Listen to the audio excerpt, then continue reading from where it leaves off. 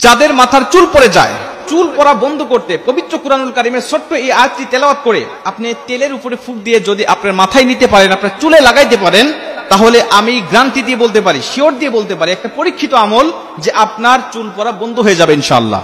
আপনার চুল পড়া বন্ধ হয়ে যাবে, কারণ পবিত্র কুরআনুল কারীমের মধ্যে সমস্ত শেফা রয়েছে, সমস্ত রোগের মহা ঔষধ হলো এই পবিত্র কুরআন। আল্লাহ পাক বলেন ওয়ানুনাজ্জিলু মিনাল কুরআনি মা হুয়া শিফাউ ওয়া রাহমাতুল লিল মুমিনিন। এই কুরআনটা হলো আমাদের জন্য রোগের শিফা হিসেবে আল্লাহ পাঠিয়েছেন।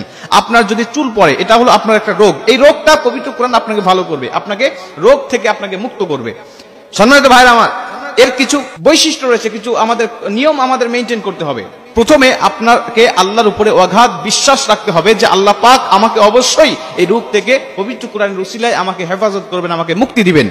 অবিচল বিশ্বাস এবং আস্থা আল্লাহর উপরে রেখে যদি আপনি আমল করতে পারেন, তাহলে সমস্ত আমল আপনাকে ফল দিবে। আল্লাহর প্রতি যদি বিশ্বাস না থাকে, কোনো আমল আপনাকে ফল দিবে না, কোনো রেজাল্ট আপনার ভালো হবে না। এজন্য প্রথমে আপনি অগাধ বিশ্বাস রাখবেন আল্লাহর উপরে যে আল্লাহ পাক অবশ্যই আমাকে এই রোগ থেকে, আমি যদি সঠিক নিয়মে মানতে পারি, তাহলে আল্লাহ পাক আমাকে হেফাজত করবেন, আমাকে এই রোগ থেকে মুক্তি দিবেন।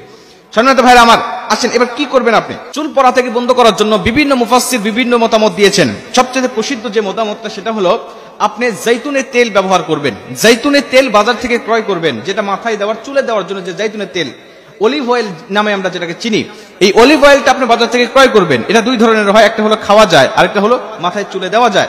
এবং আল্লাহ রাসূল সাল্লাল্লাহু আলাইহি ওয়াসাল্লাম এটা মাথায় দিতেন এবং দাড়িতে দিতেন। এজন্য তার দাড়ি মোবারক কখনোই পাকে নাই, মৃত্যুর আগ পর্যন্ত মাত্র কয়েকটি দাড়ি তার পেকেছিল, এক বর্ণনা অনুযায়ী পাওয়া যায়।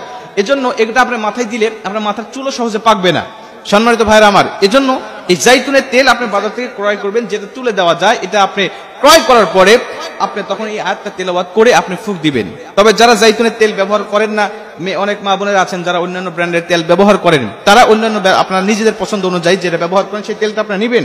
তবে জাইতুন ব্যবহার করতে পারলে ভালো, না হলেও সমস্যা হবে না। পুরুষ ভাইরা যারা আছেন তারা জাইতুন ব্যবহার করবেন অবশ্যই। জাইতুনের তেলটা আপনি নিয়ে এসে, অলিভ অয়েলটা নিয়ে এসে আপনি আপনার হাতের উপরে রেখে আপনি সূরাতুল শুআরার ৮০ নম্বর আয়াত, সূরাতুল শুআরা ৮০ নম্বর আয়াত, আল্লাহ পাক বলেন ওয়াইদা মারিতু ফাহুয়া ইয়াশফিন, ওয়াইদা মারিতু ফাহুয়া ইয়াশফিন। এই আয়াতটা এত পাওয়ারফুল, এটা শুধুমাত্র এই রোগে নয়, অনেক রোগের মহা ঔষধ বলা হয় এই আয়াতটাকে। আল্লাহ পাক এই আয়াতটাকে উসিলা করে অনেক রোগ থেকে মানুষকে শেফা দান করে।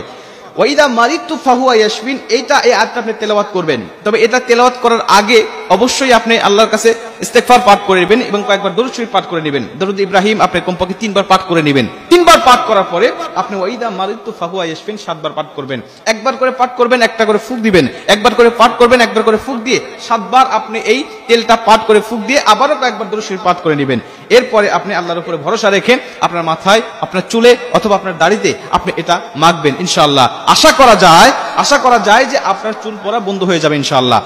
কারণ অনেক ভাইরা এই আমলটা করে তারা ফল পেয়েছেন, তারা বলেন হ্যাঁ হুজুর আমাদের মাথার চুল পড়া বন্ধ হয়েছে, আমাদের দাড়ি পড়া বন্ধ হয়েছে। কারণ এটা হয় ভিটামিনের অভাবে। অবশ্যই আমাদের ভিতরে যে ঘাটতিটা রয়েছে এটা আপনাদের পূরণ করতে হবে। চুল পড়ে বিশেষ করে ভিটামিন ডির অভাবে। ভিটামিন ডিটা আমরা সূর্যের আলো থেকে আমরা নিতে পারি, এটা আপনারা নেবেন এবং পাশাপাশি এই আমলগুলো করবেন ইনশাআল্লাহ। আশা করা যায় যে আল্লাহ পাক আপনাকে সমস্ত রোগ থেকে হেফাজত করবেন এবং আপনাকে আল্লাহ পাক সমস্ত রোগ থেকে মুক্তি দান করবেন ইনশাআল্লাহ। আমরা পবিত্র কোরআনের উপরে ভরসা রাখবো এবং আল্লাহর উপরে ইস্তেকামাত থাকবো, ভরসা রাখবো, তাহলে সমস্ত আমল আমাদের ফল দিবে। আল্লাহ পাক আমাদের সবাইকে কবুল করুন।